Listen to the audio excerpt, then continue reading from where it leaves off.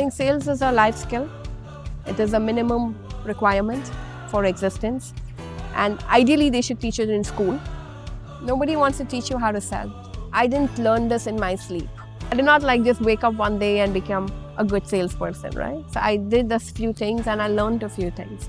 So instead of depending on me to bring your sales result every time, let me help you to build your team which can deliver like me. It's not something I only can do.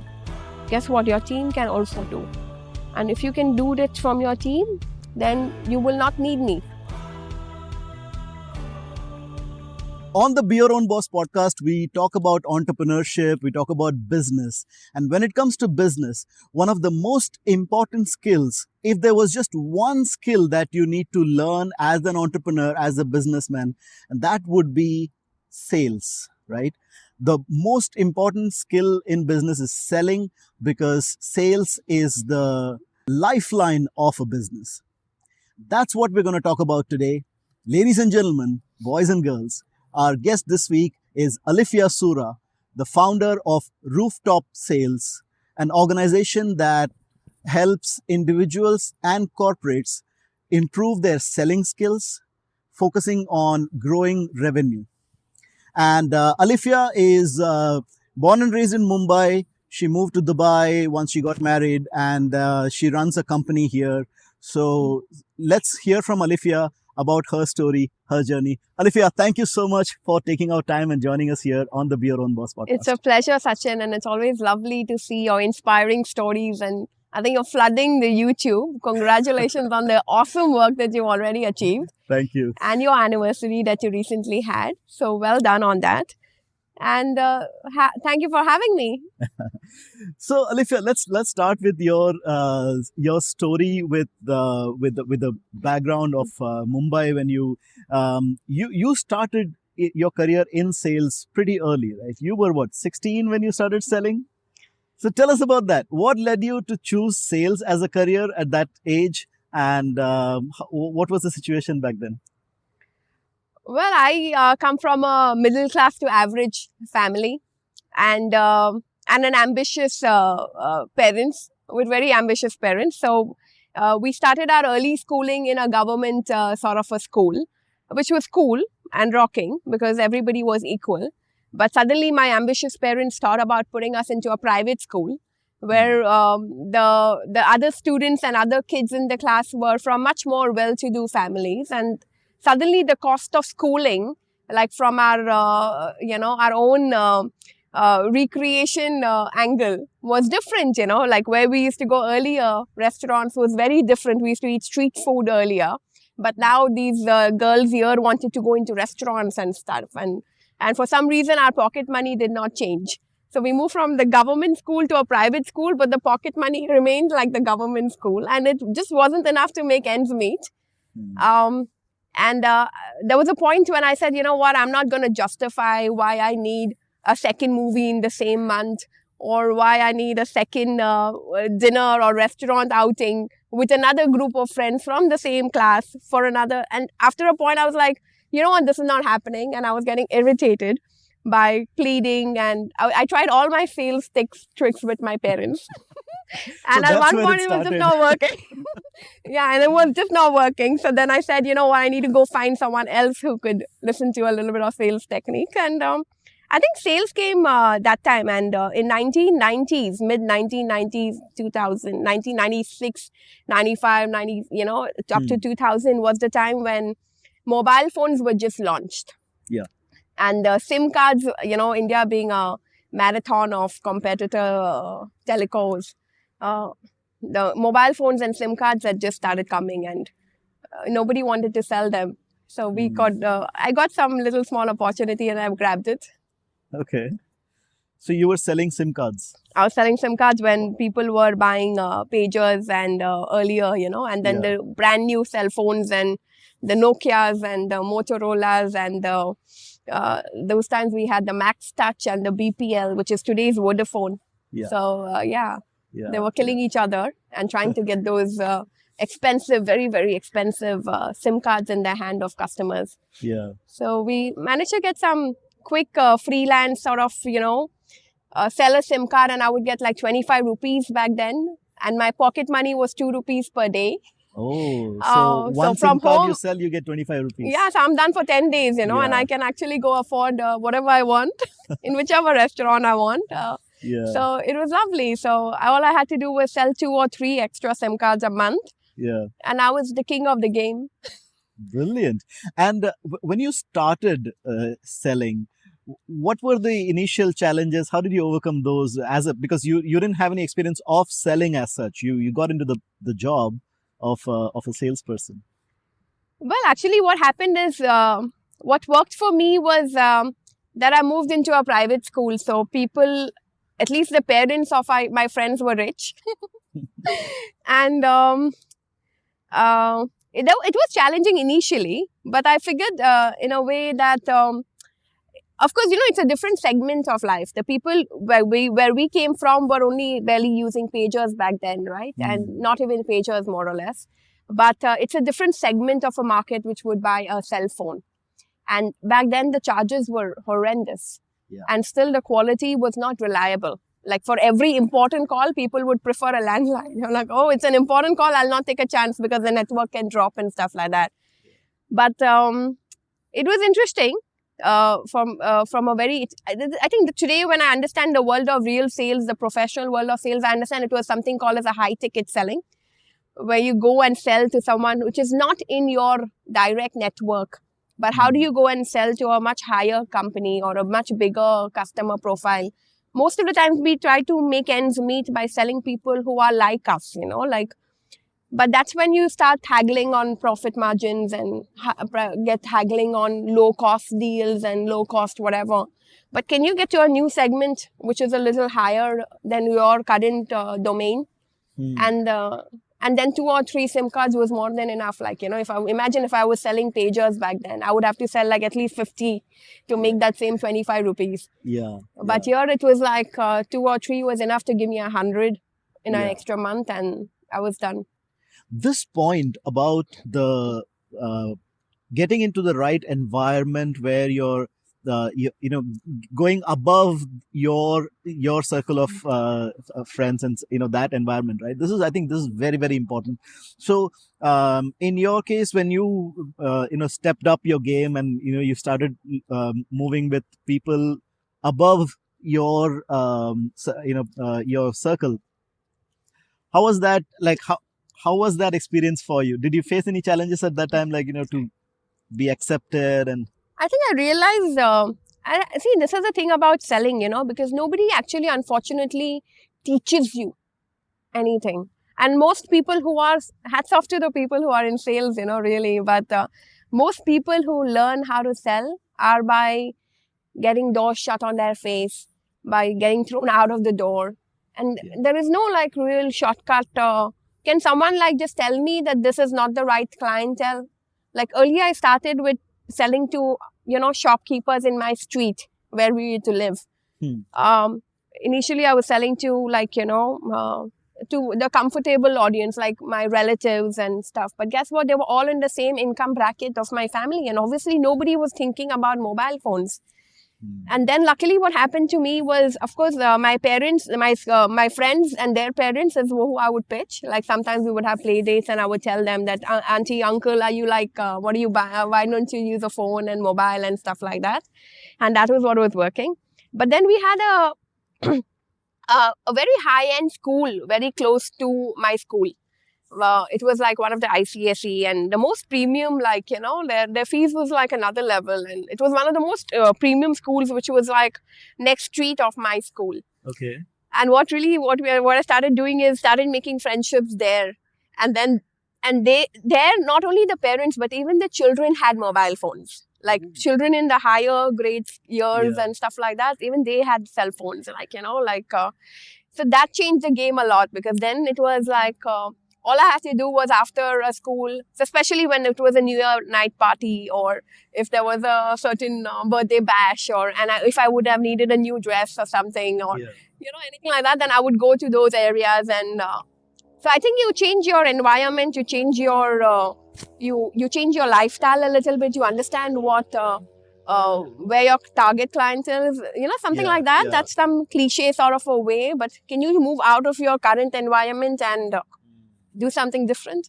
Yeah. So that's something, it was a very valuable lesson which I learned in a very early age. Yeah. But also one thing that happened was it gave me this entire arrogance, and it gave me this entire new level of confidence of not depending financially also on anybody. Yeah. So I think, and that was like a vampire, you taste your first streak of blood, right? And then you're not going back. It's like then it just never stopped, right? And it was like whether I was in college or junior college or whatever, I always had some sort of financial income all throughout. So I never stopped. Awesome. You started early, and you've so that gives you like a a lot of experience in sales, and you've seen the success in this one. Once you finished your education and stuff like that, what kind of jobs did you go into? Well, again, I had a very inspiring mom, to be honest. Very early on, she introduced me to certain courses which allowed me to take a good job, for example. So like when I was still in my 12th grade, I did like a 6 months of IATA, which is like the highest qualification you need to work in a travel agency. So this was a certification from Geneva. Now this gave me a job immediately in spite of being like 20 years old. I could take a full-time job in a travel agency. So I was on a full-time salary. So I was not like a kid or an intern or part-time or anything. And my college used to get over from 7 to 10 a.m., 7 a.m. to 10. That was my college hours. And then from 10 to 7, I had a job. So I would literally like from 10:15, 10:30 I would get, and then till 7 I had a full-time job during my senior college. Wow. So I think that was my first breakthrough. And then again, education was a very high value in my family. So I did like a triple postgraduate. So I'm a 3 postgraduate. So I did my MBA and my Masters of Accountancy together. Awesome. And then while I was working, I did a Masters of Tourism. So education was such a high weightage in our family because again, my mom didn't get a chance to get educated, because of which she was always on a pay, like a lesser pay for her, no matter, even in spite of she was doing everything. But just because she didn't have that schooling completed and things like that as a dropout, she would just be on a lower pay scale. So because of which, obviously, we get values from what you experience, right? So you will give your children what you learned. Yeah. And with that, her value system was going very high on education. So, well, I think you're right. Like the credit goes to her and also to you to implement that and stick to it, because once people start earning, it's difficult to continue your studies, because now you've tasted the blood, right? Yeah, you want to start earning money, and you want to like finish your education quickly, and this is the tendency usually. But hats off to you that you continued. I mean, what are the excuses that people have for not studying, right? Oh, my financial condition was not good. Here's someone who struggled financially and still did it. Yeah. Or I had to start working early, but you started working early and you still did it. Yeah. Fantastic. Yeah. I used to hate it when she would. Her ambition of life was just go fill entrance exam forms. And then she would be like, did I tell you to study? Like just go and give just an entrance exam in just 2 hours. Just go write the paper. Did I tell you to study? No. That was her excuse. And then she would, like, next day after filling the form, she would bring those entrance exam books, those big fat books, and keep it on the table. I'm just keeping them here, but I'm not telling you to study. She used to psychologically play me. I think she was a salesperson also. She knew how to psychologically play me, because, sometimes girls have this thing that you can't be failing and things like that. And she knew how to play with that emotion. But I think that's also, maybe I got my sales from her. Yeah. So once you got the job in the travel industry, and then how did Dubai happen then? When did you move to Dubai? Well, that was an export-import transaction. Export-import? Yeah, I was exported and imported by my in-laws. So it was an arranged marriage. So I got married, Okay. and yeah, so it was like overseas. So parents exported me, in-laws imported me, and here I was in 2004. Right.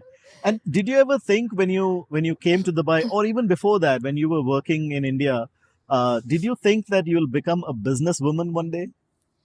No, never actually. My father was a businessman, Hmm. to be honest. Uh, but I never, the education system trains you to be employees.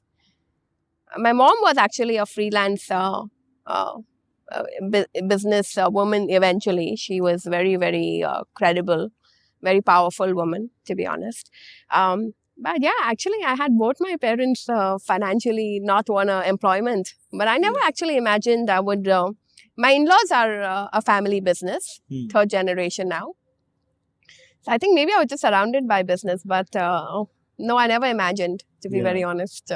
So when you came to Dubai, what was your plan? Like, I mean, did you take up a job here once you landed here in Dubai, or after you got Yeah, married? so before I got married, I had a 7-year full-time work experience. Hmm. So that was like, and something my mom would always say that, don't waste time learning how to cook and being a house, like, because after you get married, you will need this experience because you will have to cook no matter what you do.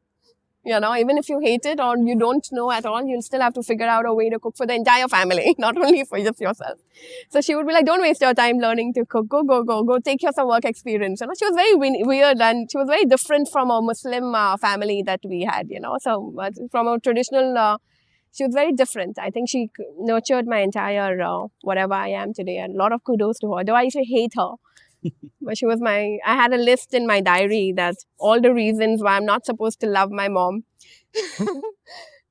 Because every time she would do something nice, then I would start liking her again. Then I would have to go back and read that book saying, oh no, listen, she didn't let me go to that party. She stopped me from getting more pocket money from Papa. All that. I had all those things that, she's not supposed to be loved. That's And cute. all those stuff we do, right? So, but every time, yeah, so when I came to Dubai, so I didn't have any plans. Like it was an arranged marriage, and of course, I think it was a very well done family. So we didn't have much, and it was a joint family. We used to live with like a lot of people, like 3 uncles and stuff like that, right? Hmm. So a lot of elder ladies in the house who knew how to take care of the house, which I had not unfortunately learned in my own. Like, obviously you learn when you start handling a home, but I was very bad at it, to be honest. And because I had a lot of free time and I wasn't doing much because I didn't know how to do much. But of course I had to learn. And then they were okay to allow me to kind of, apply and stuff. And then it took me like 6 months or so to actually get my first job. But as soon as I came to Dubai, I was like learning driving license. And then what I would do is I had this Belhassa Driving Institute, and they pick you from home. Yeah. And they take you, and then they normally drop you back home. But instead of coming back home, I would sit in any bus and go anywhere. So I had the Dubai tourism map. So I would sit in any bus number and go like anywhere. Like once I would go to Dera Museum, once I would go to Creek, once I would go to like I would just sit in any bus because they had to give me one transport. Yeah. And then I would get down anywhere. Yeah. And then I would like roam around that area just to see what it is there and stuff like that. And one day I landed in DTCM, which is Dubai Tourism Authority. And because I'd done like travel agency and stuff, I went to this Dubai tourism, and I was just out of curiosity. And then I met this VP of marketing in Dubai tourism. And he was writing his, in 2005, right? So he was writing his white paper for Vision 2010. And because I was an MBA student, he told me to help him. And I showed him the white paper I had written in my college, in my MBA final paper. And he was very impressed and stuff like that. He was like, why don't you support and come? And, so it was free. I wasn't taking a salary, but I started going there then. So after my driving, I would take that same bus every day. Yeah. And then either mom would pick me up, or some of the company drivers would pick me up, or something like that. Because there was no buses that time. There was no public transport in Dubai in 2005 at all. Okay. And taxis were horrendously expensive. I was still I was still multiplying everything by Indian rupees, and I would be like, oh, impossible, right? And Dera and where we were living was a big fare, really. Yeah. So someone would pick me up anytime anyone would be available. But so this was my first thing where they were writing Vision 2010. Yeah. And back then, the tourism inflow in Dubai was 6 million tourists or 5 million in the airport. Okay. And they wanted to make it 10 million or 15 million. That was their Vision 2010. So bring it to 15 million. Actually, it was 15 million. It was Vision 2010, and their target was to bring 15 million tourists by 2010. Okay. So the idea was to 3 promote times. Dubai as a tourism destination. So they have all sorts of, what you do. Yeah. Analytics, and they had so much data about how many people coming, which nationality, and all that. And then you make information out of that data, and you make a strategy out of it, that how to tap. Then what should be the marketing plan? How do we reach out to those countries and get them to come here? And what should be the internal strategy to make it more attractive for those people to come? And so that was my first exposure to work. Wow. Alifiya, there are a couple of things in this part of the story that you just said, and I want to highlight those couple of things here. Number one is that the first thing you did after you settled down here in Dubai was that you applied for a driving license, and then you went for the classes. This, I think, is so important, especially women tend to neglect the importance of a driving license. They think that I don't have to go to work, or if for homemakers, even for homemakers, it is so important to have a driving license. It liberates you, right? It just kind of gives you. But that's again kudos to the family that I got married to, because again another very very outward Muslim family again. Like before I even came to Dubai, they said go do your driving test in India. So that you can do less classes here. Because if you have a driving license from India, you can come to Dubai and do lesser classes. And that time they were failing like aggressively, right? That time people were like just... But I didn't know that you really need to know driving to get driving license. In India, they delivered the driving license at home. So I went for like 2-3 classes, understood where the clutches, where I used to be on a bike in India. So in India, there's no road, there's no place, right? So we used to be on a scooter all the time from a very young age, right? But car was okay. So I understood where the gear is, where the clutches, and whatever, and normal, non-automatic cars, right? Again, so. And then they came and gave the driving license home. In fact, shockingly, after 1 week, he came back and he said, you want international driving license because your daughter is going to Dubai? I can get it tomorrow. Oh my God, imagine. This was back in India. So before coming, my in-laws had already told me that, you need a driving license. You can't do anything here without a car. So make sure you do your test immediately. So the driving license is important, and because it kind of liberates you. And the other thing is, you were bold enough to go out and explore things, and just go and on your own after the driving. I think this kind of opens up opportunities and gives you more chances of getting being in the right place at the right time, right? I think it just worked out. It was blessed. It was a blessing. And so once you got, did you get a full-time job after that at that place? So it took me about 6-7 months to get my first landing. Okay. And then I got into technology. So technology sales to the hospitality industry. So started selling, internet systems, TV systems to hotels and stuff like that. Right. Very different again because different culture.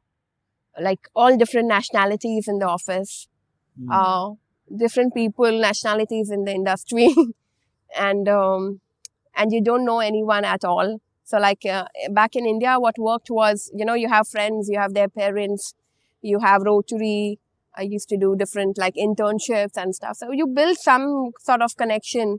So it's easy to call someone and get a meeting or something like that. But Dubai was like, not only a different place where you don't know anyone, but also a different culture. Like, how do you talk to Egyptians and Syrians and like how do you like talk to different nationalities and sell something. So it was like a complete culture shock. Yeah. And unfortunately, even the office wasn't that welcoming. Like they were very like hold my control. Oh, hotels, okay, 4 stars and 5 stars don't even come close. Not your territory.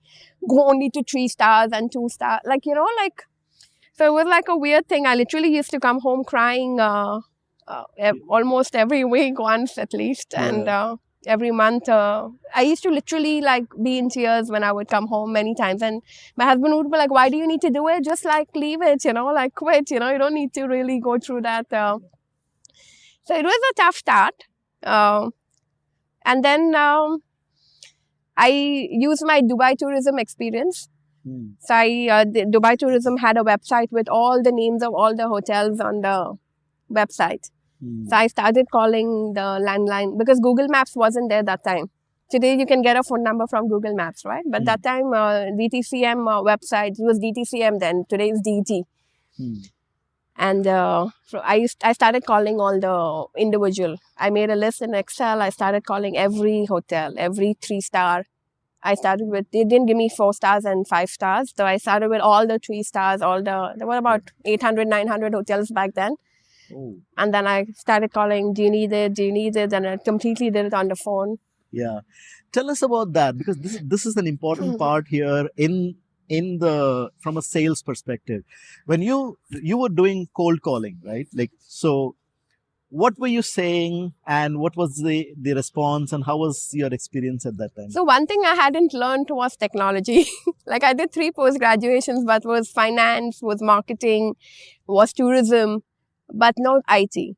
So I had to now suddenly talk to IT managers and their world was very different, I know when, because I had to prove myself, right, in the company also in my new family because I was arranged married. Yeah. And also for myself, for my own self-respect and my own self-esteem, right? Because I'm completely new. Now I have to prove myself totally. And you're like, what, 24 years old? Like, how much do you like,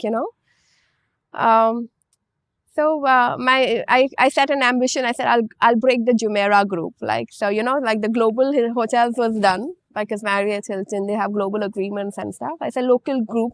So I'll break into the Jumeirah. That was like my initial ambition when I started, It's like, okay, let me start with these 3 stars, but eventually I'll break into the Jumeirah group. And they didn't have any business there. And obviously Jumeirahs would not buy, because they have a different requirement and stuff like that. You have so you didn't have internal competition to, like you were allowed to go approach them. I didn't have it was not a locked account, if you will. Yeah. So it was not a lock key account. So, but yeah, I mean, so your question was how I started the cold calls. Yeah. And what did you tell them?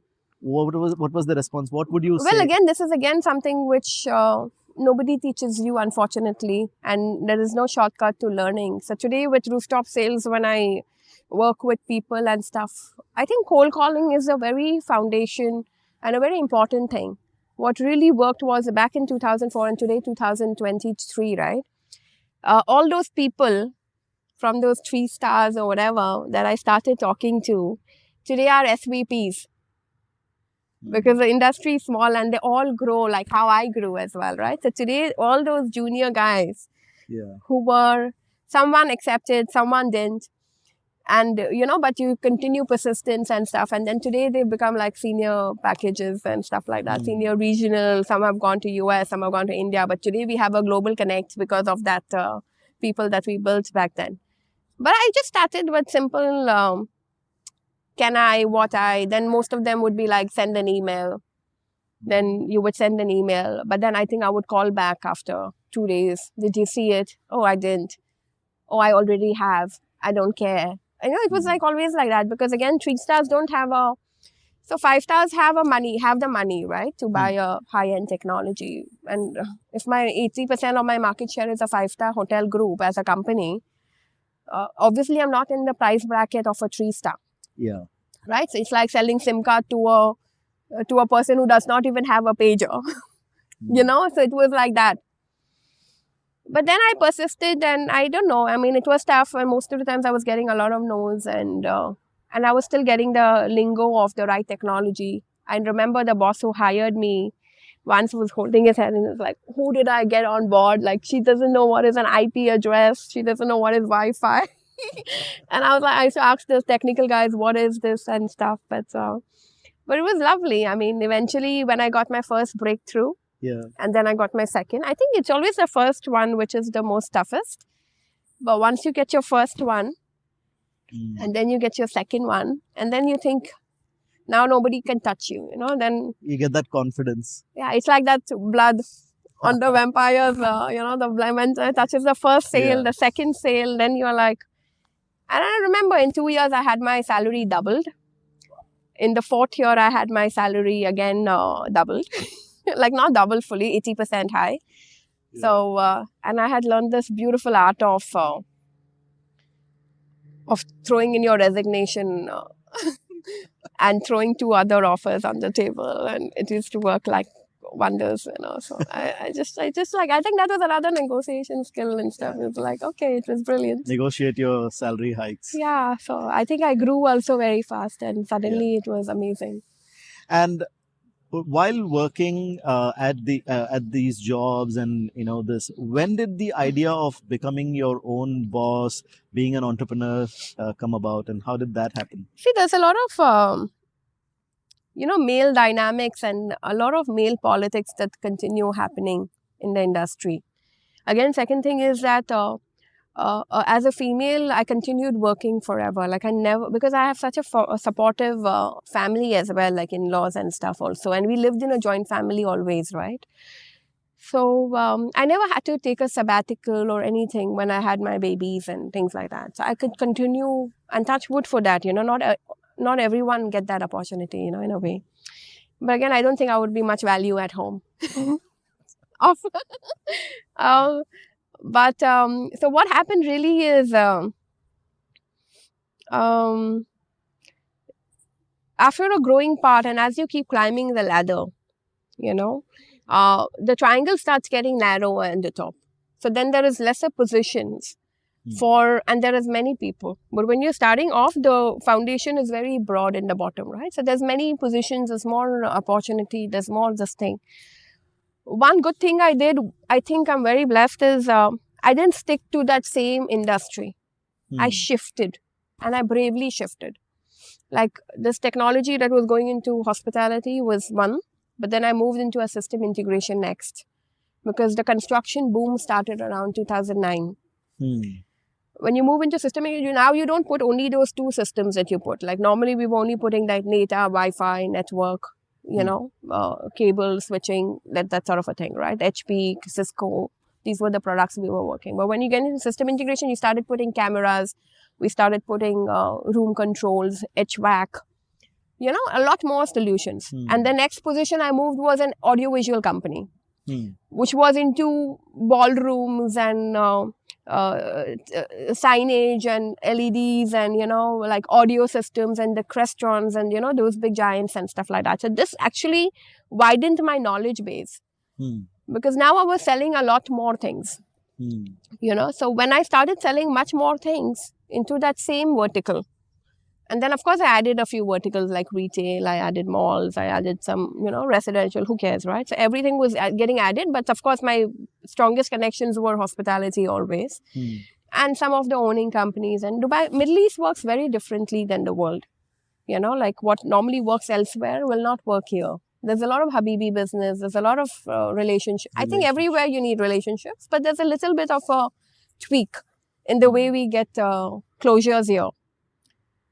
So that knowledge domain expanded so much. And then eventually I landed into Samsung, which was at a very good position, but then there was this thing about, your career clock going anti against your family clock. Like you've got your babies, they need your time, you're in a new family. And sometimes you have this guilt, and every woman goes through that, and it's sometimes killing you and stuff. So there was a time when I said, I need to take a back seat. Because I was spending a lot of time on the road. And luckily as sales, I never had an issue of time. Like I don't need to be locked to a time. So as long as my numbers have come, you don't need to get stuck as being in an office clocking because after 6 the traffic was horrible. Yeah. And sometimes you just get stuck 2 hours on the road for nothing. And we used to live towards Garud and Dera that time, and Samsung used to be at Internet City.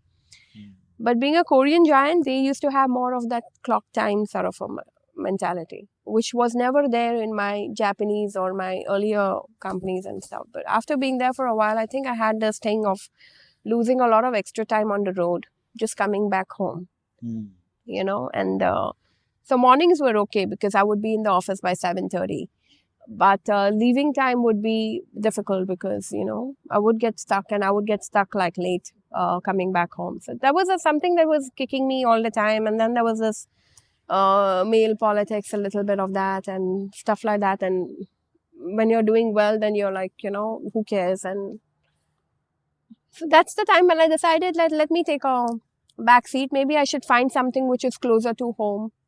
Maybe I should find something that allows me to leave after 5, you know, at least after 4 or 5. Like, you know, so there was a time when I said, you know, I need to have a conscious employment at least for 4 years, 3-4 years. Because otherwise I'll miss the entire upbringing of the kid. Yeah. Like, you know, in Dubai there's a trend, everyone goes abroad to study and things like that. So if I don't give this next 2 years or 3 years to the children, then they may not have any of my values and they may not get like, you know, so there's this entire social stuff that was playing on me. And I said, you know, maybe just for 2 years or 3 years, I should take a sabbatical. But then what happened that time was when I did that, I realized I'm not doing anything. Like up to 5, I'm completely free. Yeah. So I didn't have anything to do. And Because that's the when kids only come home by 4, and 5. I used to be crazy like my mom a little bit. And I would, every day they have extracurriculars. Like one day they would go for robotics, they would go for tennis, they would go. So literally out of 5 days of the schooling, 3 days to 4 days, they would have something. Like 3 days minimum, they would anyway have. So they're not coming home till 6. So quitting the job wasn't really, I mean, Wasn't that was like really too much of time at your hand now. Not really. You didn't need all that time. Yeah. But then that time, I did that anyway. And then Samsung came back and said, why don't you continue and work on a freelance and, you know, we convert your contract. Then LG came and said, why don't you do the same for us? You know, accounts for them is locked. Account for us is different. You know, you'll still make more than what you make. We promise you. And, you know, all that started coming and I was still figuring out what to do. And I just started going for these free meetups that were happening everywhere and this free talks happening everywhere. And I was just like out in the mornings. And I remember my father-in-law was telling me, are you sure you quit work? Because you don't seem to be at home at all. So, yeah, that was like the trajectory where I decided to step down from a conventional job profile. Okay. So, and then did you start something like, did you start freelancing with LG? I did initially. Yeah. And then, of course, because I had 15, 18 years of experience, there was a lot of companies who wanted to use me without having to like pay me the same kind of money that I was worth. Yeah. And then I met my mentor, Joesha, back then. So in one of the talks that I came across him, and they have a platform, a gorgeous platform. It was then called Global Strategy Advisory or a Global Entrepreneur Exchange. Today it's rebranded as 10X CEOs. But I'm 10X CEOs. CEOs. Yeah. So it's a platform called Global Entrepreneur Exchange, GEX. Okay. And then I managed to sign up with a partner in Delhi, where he had a digital marketing company and a social media marketing company. And just before that phase when I quit and I didn't know what to do, I had a real depression time that time because I was like, I'm not good at anything. Like, I'm just a shiny shoe salesman. Like, you know, like I can't make a product of my own, or I'm not clever enough to become a technical consultant to the hospitality or anybody or a construction market. And I was like, what do I do? Like, I don't want to get into manufacturing. I don't even know how to make a product. Like, you know, I was like, someone needs to give me a product and I can sell it. But I'm a good for nothing. I wasted my entire life and I'm triple postgrad. I'm a total loser. I am not good enough to start a business. And what do I do? And there's this entire phase of like that entire negativity. Like, it's like, what do I do? Like, what am I good at? Like, nothing. Like, unless someone gives me something, I can't. And then there were so many people who had offered me like commission sales. And then I was sitting with my customer one time and I'm like, who am I today? Am I Samsung? Am I LG? What am I pitching today? Like, like, because there were so many who had already offered like great incentives and stuff. But I'm like, who am I today? Like, what am I talking about? What should be the first thing that comes out of my mouth? Because I'm meeting now with the CEO of XYZ. Yeah. But who am I pitching today? You were kind of losing track of things when, and then So, in that so then I situation. met this guy from Delhi. He had a social marketing company, social media. I said, yeah. Sales today has to be online. Like, if you're not doing online, how can you sell more, right? How do you scale more? I pursued him for like literally 3 months to do a partnership. And he was like, I don't partner with women. Like, no way. You guys are weird. And I'm like a man dominated and I don't do it. So we have many other freelancers. You also be one of them. Whenever you get any business, I will do. I said, Khalas, what the hell? I'm going to give you my 100% time. Then you need to do 100% exclusive partnership with me. So it's not going to fly without that. If you don't want to give me 100%, then go do with whoever else you want, But it's not going to grow your business correctly and things like that. And then eventually he came on board and he agreed. It's like so much persistent, like because I was in touch with him and I kept giving him my piece of, and then he finally said, okay, fine, like I think you're different. So maybe we'll do it together and let's give it a try for 2 years or 1 year or whatever. So that was my one partnership that I started. And then I launched this company, which was a marketing company, where all the back of house was happening in Delhi. And they were a very good agency. They were able to really they were one company which was doing performance marketing. Like, I get you the result, then you pay me. That sort of a thing. It was excellent. They were a team of 25 people and stuff. And we joined it as a partnership. Fantastic profile and everything. Awesome. Like, really good. I learned so much. And I learned how a business is done, how teams are managed, how finances are handled and things like that. And there was a lot of stuff that we learned. So we went into a 50-50 partnership and we said, fine, I'm going to handle everything here. And you do the back office, everything. And then he would come often and we would do onboarding and stuff. And that's when I met Joesha, who's my mentor from 10X CEOs and the Global Entrepreneur Exchange. And they were doing this strategy masterclass in Malaysia for 3 days for $4,000, 8 to 8. And it was about 10X strategy for CEOs and entrepreneurs about how to scale and grow your business. So I was like, okay, now I have this business, which is a social marketing company and stuff. Now let me go and learn how to, scale a business. I said, okay, I'll do that. And then I signed up with him. And back then he was trying to enroll more people from Dubai, and they were here for a World Congress talk that the government had handled or something. So they were here as speakers for that and stuff. So I went to Malaysia for that training. And I did that 3-day listing, which was... but what came out of that was the marketing company. Yeah. I'm only a salesperson. It's not really my company. That was your realization? That was his input for me. Okay. And that's what changed my entire life, Like, it was like, you know what, Alifiya, you think you are a business partner. You think you are a 50-50 whatever. But the reality is that you are only selling his passion. It's his passion. He started at the age of 16. He's the one who started everything. And it's his passion that you're selling. And technically, if you see it from my eyes, today I see you only as a salesperson who is selling the social marketing company. And more or less, the financials were like weird. Like, like if you, for example, if you get 100, no matter what we close at, it would show 80% as cost. So it was literally like a 10, then 20% would be like 10-10. So it was like literally like a 10% commission.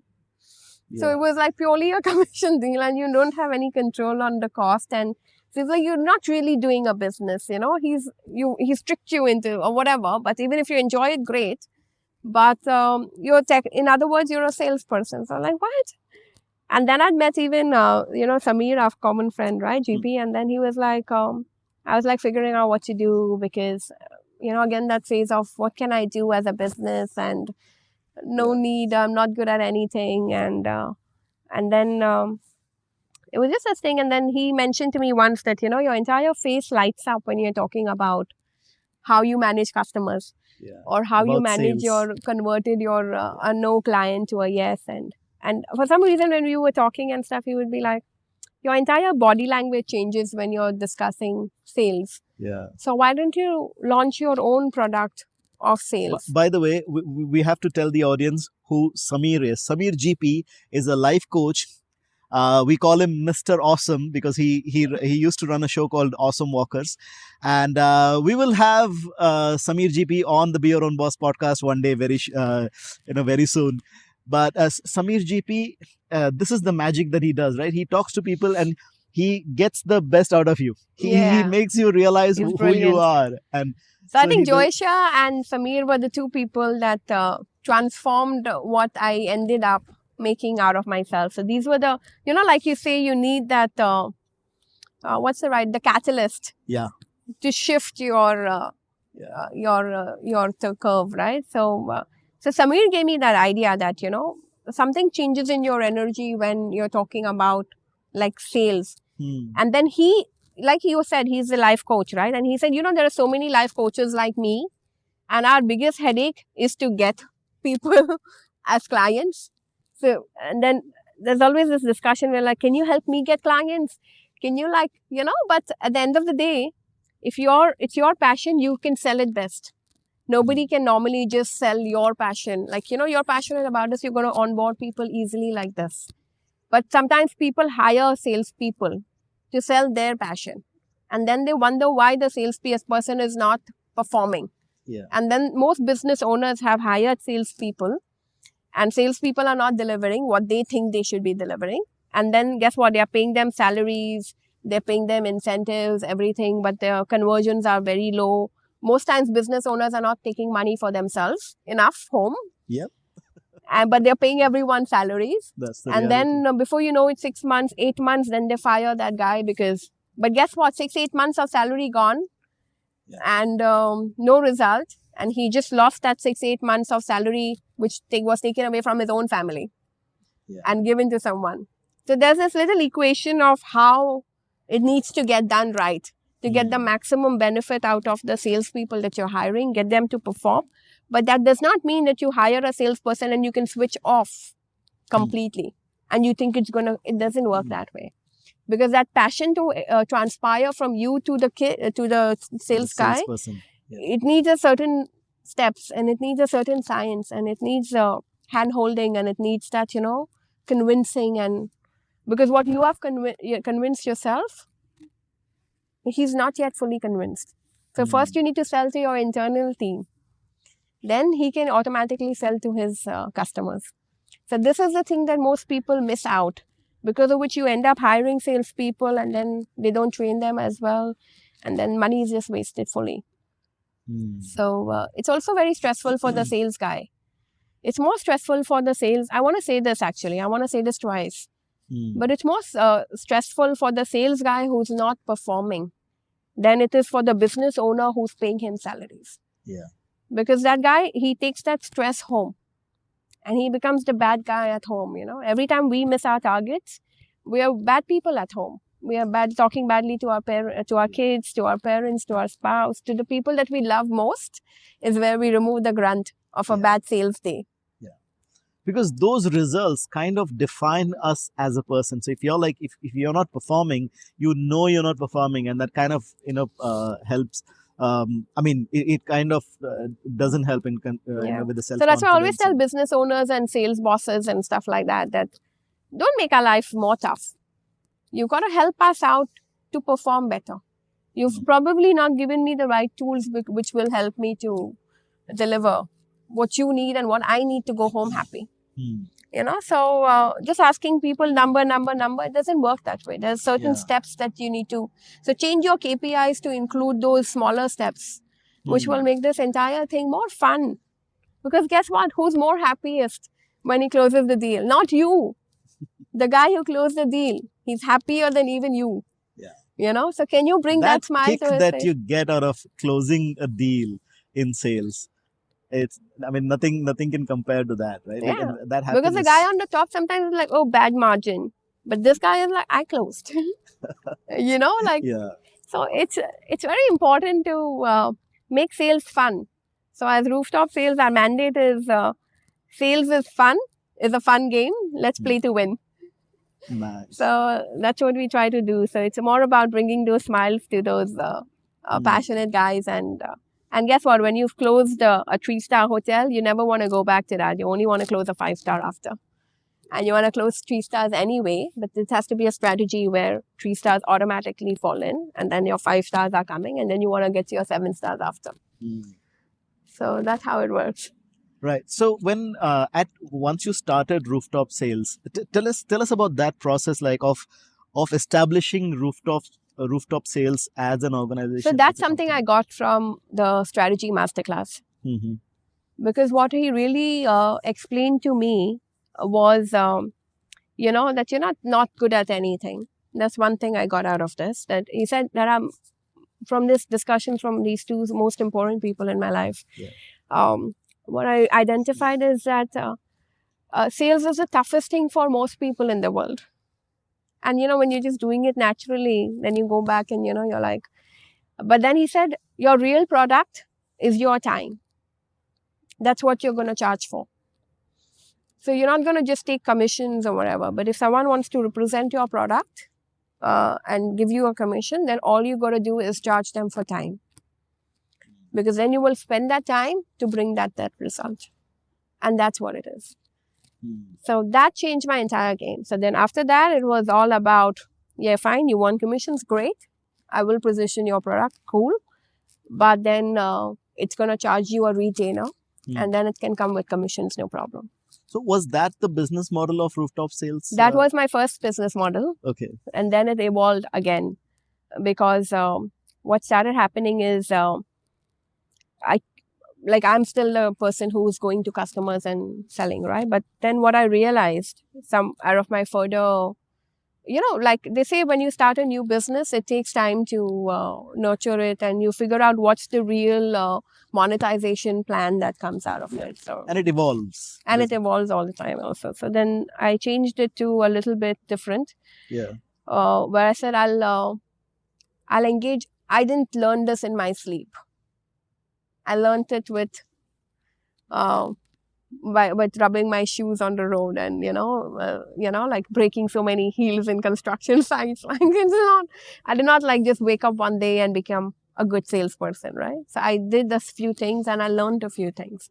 So instead of depending on me to bring your sales result every time, let me help you to build your team which can deliver like me. Like it's not something I only can do. Guess what? Your team can also do. And if you can do it from your team, then you will not need me. So then the goal became, why should you need me for 3-year contracts? Why can't you use your team and they will deliver for your 10-year contracts? That sort of a thing. So why don't you improve your model? Why don't you improve where you don't need an external person to come and do your this thing? So let me help you to equip your team with the skills that they need to sell like me. So this is where the model eventually changed. And this is when it became an enabling, it became an enabling thing. So we said, okay, come with a training, or you can do a coaching, or you can do a consulting. But consulting was like 2 clients and 3 clients. And this is something which is a model from even the 10X CEOs, which is a platform that I partnered eventually with. And inshallah, we're bringing that platform to Dubai. Nice. It's been here for a while. We failed already by bringing it to a new country. But by next year, we have figured out all the things not to do. So hopefully, inshallah, we should be able to do it right from next year. Awesome. All the best for that. So Yeah. you're gonna launch 10X CEOs in Dubai in a way, and you'll be heading that. Yeah. Brilliant. So it's a platform where we'll enroll more coaches on board, and then they can have their clients, and we'll facilitate them with the tools to be able to do it right. So it looks like you went from selling to teaching how to sell to teaching people to teach how to sell. Yeah. So train the trainer sort of a model. Now it's train the trainer, right? So now you're teaching people to teach how to sell. That's and right. that's the level you're at. Brilliant, brilliant. So having the journey that you've had, right, and you know the kind of growth that you've seen in sales and everything, those for people who are just getting started and they want to make sales as their career, what's your advice for them? Well, there's no real thing like technically everybody is a salesperson. You know, so it's not like choose sales as your career, whether you've taken sales as your career or even if you've not taken sales as your career, you still need to sell. You know, so like we say always that if you're married, are you married? Yes, I am. That means you're a salesperson. I'm a salesperson. Are you still married? Yeah. If so it requires selling skills to Every point get of married and time, maintain your wherever marriage. you are, even if you're negotiating a deal at a shop, you need sales by default. Yeah. So the best salespeople in the world, Our children, right? you know it, right? Our kids, because you come for my training. So the best salespeople in the world are kids. Yeah. They know exactly who is their customer. Yeah. And exactly what sales technique will work with who. What to say to the parent, to what will work with the grandparent, what will work with the mother, what will work with the father. So kids are the best salespeople in the world, right? So they know. So everybody is born with sales skills. But it's just that the rejections that we keep getting and the logical mind that keeps on overpowering ourselves, that we stop selling and then we shut the door. And then we don't want to be the one that is going and asking because of rejection and that fear of rejection. So, and then what happens? And you just settle. You just learn to settle in life. So as a human being also, if you've not learned how to pursue, how to push, how to convince, this is like sales, right? And if you don't do that, then you just settle with much less than what you deserve. And that's not how anyone should live their life. So I think sales is a life skill. It is a minimum requirement for existence. And ideally, they should teach it in school. Unfortunately, they don't. They teach marketing, technology, engineering, AI, IoT. Nobody wants to teach you how to sell. And you do, as in under rooftop sales, you do teach people how to sell, and also you're getting into train the trainer now. For people who are watching this right now and are interested in learning and enhancing their sales skills, what's the best way to find you and enroll for your courses? Well, we have a website called www.rooftopsales.com. So it's rooftopsales.com. Just get on the website, just put in an inquiry. One of our team will call you, and that's it. You get started, and don't not do it, because it's the most important thing. And we have even if your profession is not sales per se, you can still do a training, which is a 2-day training, which we love to do it over weekends. So you get your week, which is free. So in this 2-day training, what really works is you get the whole cycle of what starts from the start to what goes in the end. Because most of the times it's non-awareness, because of which you don't know why that deal dropped. But if that deal drops, you need to know, was it at the initial phase that it dropped? Was it in the middle? Was it in the end of the sales cycle? So there's a sales process and a sales cycle. And that knowledge and awareness is step one. I think that everyone should know. And then normally, naturally, as humans, some people may be very good at opening the door. But again, most times, that same guy who's opening the door is not normally good at closing. Or some people will be extremely good at closing and opening maybe. But he may not be very good at following up and he may not be very good in and normally pre-sales come in well the year where the product team and the pre-sales and the technical team come and do the middle part of that thing where they would design that product to customize it to the customer's requirement. Sometimes, unfortunately, companies make the pre-sales guy become the salesperson. But this pre-sales guy, if he's technically geeked and into the, creating that solution, he may not necessarily naturally be very good at opening and making cold calls to opening a door. Yeah. Or he sometimes may be very good in qualifying the product, but he may not be very good in closing and bringing the deal home or that commercial negotiation or something. So it's about awareness about what are your strengths, where are you lacking, what is your, where are you naturalist, and where do you need to build more. So ideally, when we coach companies, we identify the natural skill of the person, because sometimes when you tell the person who is good into this productizing, the customization, qualifying the technical aspects of the product, suddenly if you tell him to close, he is not in his comfort zone. Yeah. Suddenly if you tell the guy who's closing a lot to do opening, he's not in his comfort zone.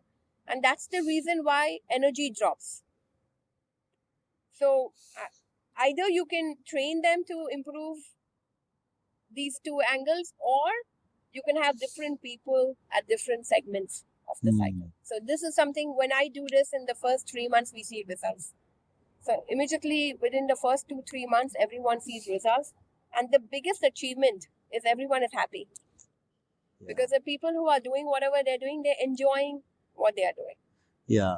So, and they have a clarity that this is my natural this thing. So when you identify this and you put the right person for the right job, or he's aware that this is where it's going to be, whatever. So then we encourage him to get into a better ambience. We say, okay, go to a nicer place and do that. Start some music, whatever triggers to you, So because you need certain influences to add on it.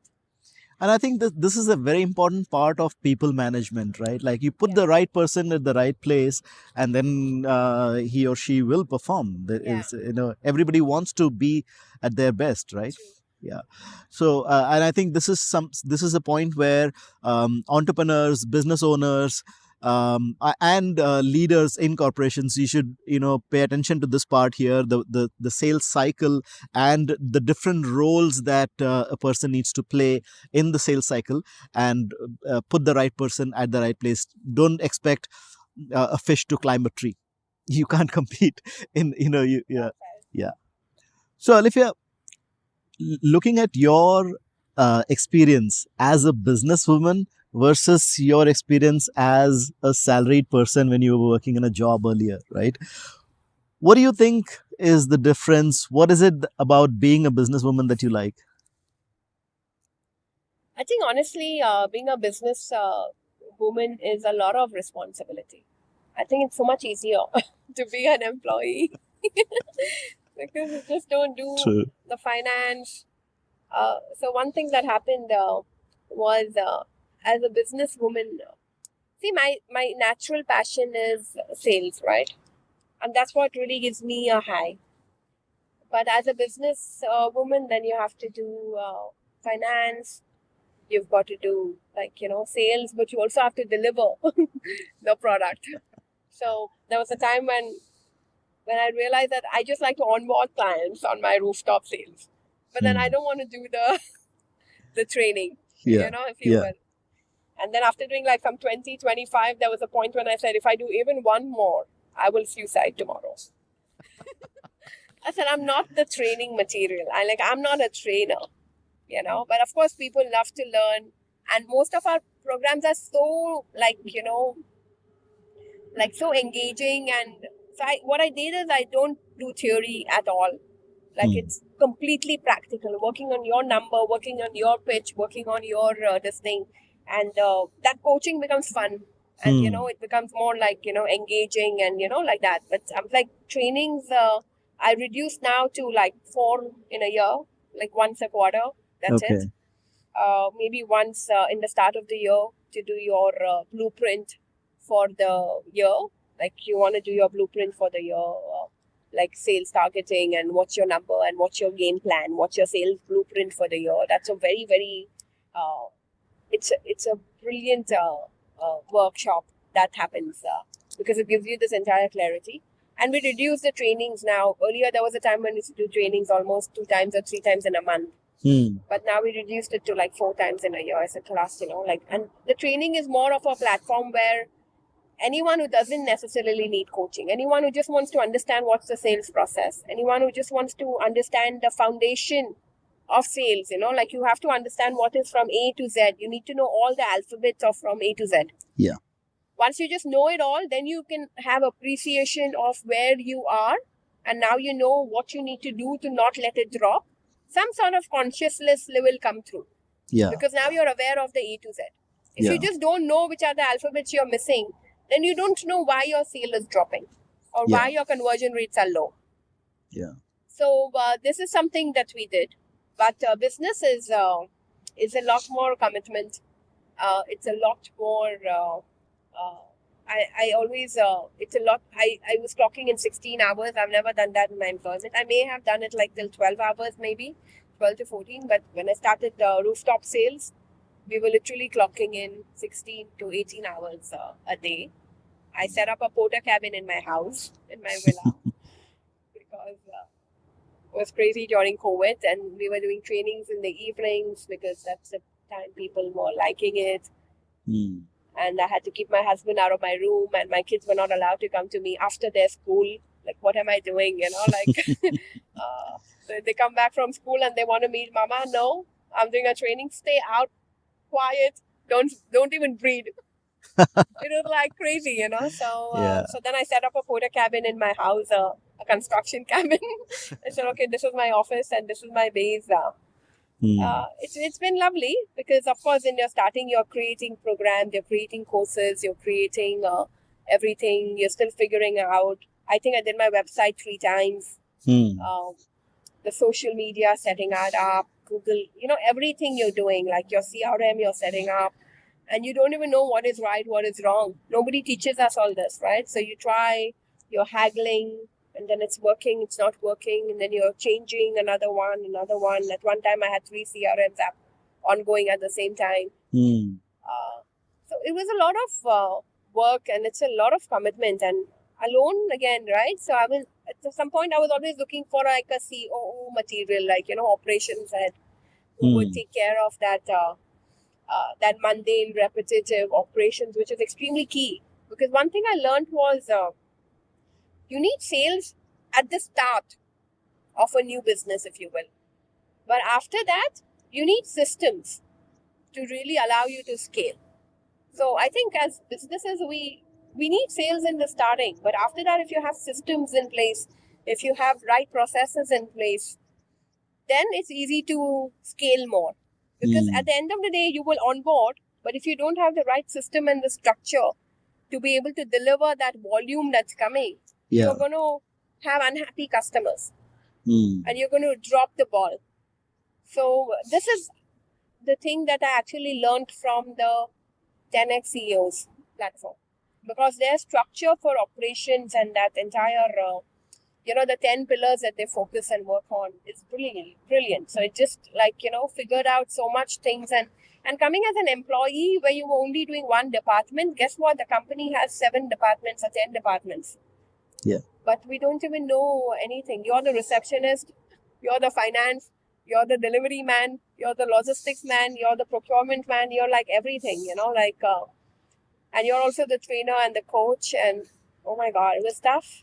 Yeah. And a lot of hard work, and not easy. And I think this is one key difference between being an employee versus being an entrepreneur, that you have to as a business person, you need to be in everything. But talking of business and talking of entrepreneurship, there is one thing I want to hear from you before we conclude here, and that's about Entrepreneurs Connect, which is a platform that you run. So tell us about Entrepreneurs Connect. What is it? When do you meet? What's the purpose? And how can people Entrepreneurs Connect is a platform. It's an online platform. We meet every Saturday online, Dubai time, 8 to 9:30. And this is where different entrepreneurs come from all over the world. So sometimes we have India, we have Bangkok, we have Hong Kong, we have Europe, we have Australia, we've had Malaysia.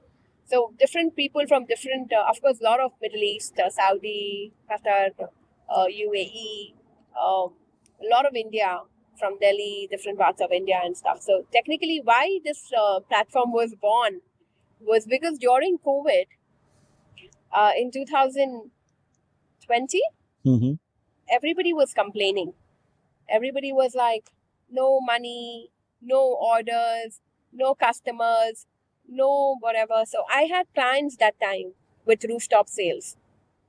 And then people were like struggling and stressing and talking about firing people and talking about not being able to make ends meet and big companies, because our consultancy was with huge company multinationals, and they were still talking like that. So imagine what the small startups, small SME were doing. Hmm. So one thing we realized then is just out of that coaching and stuff, what came out was like, guess what? We are only talking to the same customer base that we have been talking in the last 3-4 years. But why are we not getting onboarding new customer base? We are only talking to the same customer. Oh no, that guy buys from this company only. Oh, that guy buys that product only. Oh, this guy buys from, they have a payment term and all, they do from that company only. Oh, this guy is not our customer because he then doesn't like us or whatever and whatever. So all this was going on, and I'm like, the only way, because if your current customers have orders with you already, but they're not able to pay you, or if your current customers are not taking any new orders, the only way you can stay sustainable is, of course, wait for them to be able to pay you, or wait for them to give you more orders, or just go on. How many more coffees can you have, right? At the end of the day, he has what he has. So now if I have to do, can I move to this other competitors' customers? So my first job when I was in Bombay was with the Oberoi hotels. And the only target we had was to make sure nobody goes to the Taj. So if you get a client which is not a Taj customer, you get one incentive point. Hmm. But if you get a customer which is a Taj customer and who comes to an Oberoi, you get 10 incentive points. Wow. And that's, I think this is important, right? Because that's sales, that's business. You, as a salesperson, your responsibility is to go grab the business from competition. That's so yeah, this is brilliant. I think this is I'm liking that the way you put it. Correct. So and, it was crazy. So the entire incentive plan was to, Yeah. so I was like, why be also complacent? And if you're just going to do what you've already always been doing, that means you're just admin. Then don't call yourself sales. That means you're just taking orders and quoting and submitting, but you're not really doing any new business development. So there was this, thing that we evolved, that was sales, but there's business development. So can you get new business, and can you continue maintaining the sales? And then again, now my strategies change. Like, current business does not need the most senior sharks of a company. Current business can be done by admin staff also, because the need of the current business is different. It's about how fast you deliver, how fast you code, how fast you're. Maintain. It's more about, it's Yeah. different. Yeah. And I also learned one thing, that these guys in business development who need to go and acquire new customers is supposed to be out and about. But suddenly a current customer is going to ask you something, and if you don't deliver immediately, but he's out. So how do you? So it's wrong. How we do it is wrong. How everyone does it is wrong. The biggest multinational companies do it wrong. So if we can actually do a separate strategy for, and this new business nobody wants to do. You know what happens normally when we join a company? If I join a company newly, in the first year I will do sales, business development. Next 3 years I'm only doing management, because Yeah. already that new clients that I created is giving me repeat business, and that's it. So unfortunately for the company, I'm not bringing any more new, and then I'm dominating these. These are my accounts because I brought it and it's mine. All the new stuff that will come from here is going to be. So unfortunately, the skill that I had to go and get a new, like the shark, who would go and get new fish, is gone, and it's a complacent. So we started Entrepreneur Connect with the idea that the 6 degrees of separation, that 6 people around you and the 6 people around each of those 6 people can potentially connect to the 7 billion population of the world. Wow. That's all you need. So how much sales do you need, right? So if you can just connect correctly to the 6 people around you and the 6 people around each of them, you potentially can network with Bill Gates in the US as well. So then the idea is, can you change those 6 people? So can you find new 6 people around you? Or can you at least find 2 new of the 6 around you? Right. Consciously. So Entrepreneurs Connect is an online platform where we just sit and we say, ask me for whose contact you want. I look at my phone book and I give it to you now. Yeah. So it's very different than many other platforms, but it's our business referral program. And it's totally free at the moment. But we want to scale it, and there's going to be a cost to, grow it and scale it. So inshallah, we should nominal, but it's going to be a not-for-profit platform anyway. And the only idea and the only agenda is, how can I get more sign-ups, a new reference or a new friend, or like we met, on Entrepreneur. So many people have met. My second business partner was someone in Delhi. Again, Delhi, I don't know why, but yeah, Mumbai and Delhi and stuff like that. So today we are like, you connect. Many people are being able to make business in, you went to Bangkok, right? Thailand. And you met one of the members from the Entrepreneur Connect, right? So you just I went to extend your network. Hong Kong. I met Bharat Nangia there. Yeah. A lot of the guests on the Be Your Own Boss podcast I have met through Entrepreneurs Connect. So it is an important. This is why I wanted to bring it about, because the more people your network is your net worth, right? So and Entrepreneurs Connect helps us to connect with more people, and I think this is brilliant work that you're doing. Yeah. So it's brilliant, and it's a team of leadership that we have. I can't do this alone. So because it's a pro bono, it's a free thing, but it takes time and effort. Yeah. So I really want to thank the few great-minded people who wanted to come together, and we've run it now since 3 years. We have had our 3rd anniversary very recently as well. So it's at least proven that it's a model that works, and it's proven that it's a thing that's adding value to people. So I want to invite all your audience as well to join us on Entrepreneurs Connect on a Saturday morning. We can give you the links, and we can add it. We'll include in the description. And, it's completely free. It's online. At least your first meeting will forever be free, because it's never going to be charged. It's not a monetization platform really for us, but it's more about extending your one connection to another country, to another border, to another place. Yeah. And things like that. Yeah. And I mean, the point, if I may summarize, is that you may have contacts in your phone book that somebody else needs to so then, and vice versa, right? You may want to reach out to a particular company, and somebody must be knowing somebody there in that company, and then you can reach out to them and expand your network. Yeah. So contact sharing. Alifiya, such a wonderful journey and such a wonderful conversation. I don't really want to end this, but I think I have to ask you one final question before we conclude. How was your experience being on the Be Your Own Boss podcast? I loved it. I love your passion. I think that's what passes on. Sachin, really, it's your passion, your will to do this. At what time did we meet? 5 o'clock. And I'm so sorry I was half an hour late. But I met him at 5 a.m. We are here on this mountain. You didn't introduce the place. Oh, yeah. You're in the big desert and stuff, and the sun is right here, and we're both wearing goggles now. But by the way, guys, I have to admit on one thing, that we're doing this interview. This is the second attempt of this interview. We have done this interview about a month ago, I think. It was the same place. Early in the morning, we met at 5 and we came here and we did the interview, and the audio didn't work. So we have redone the interview. This is the second attempt of that interview. So Alifiya, thank you for doing it again. And I think we fixed a lot of things that could be done better, and it's always a there's always a scope for improvement every time. So it's lovely. Absolutely. Awesome. Awesome. Thank you so much, Alifiya, for sharing your journey and your story with us. And ladies and gentlemen, boys and girls, that was Alifiya Sura, the founder of Rooftop Sales. And you've been watching and listening to Be Your Own Boss.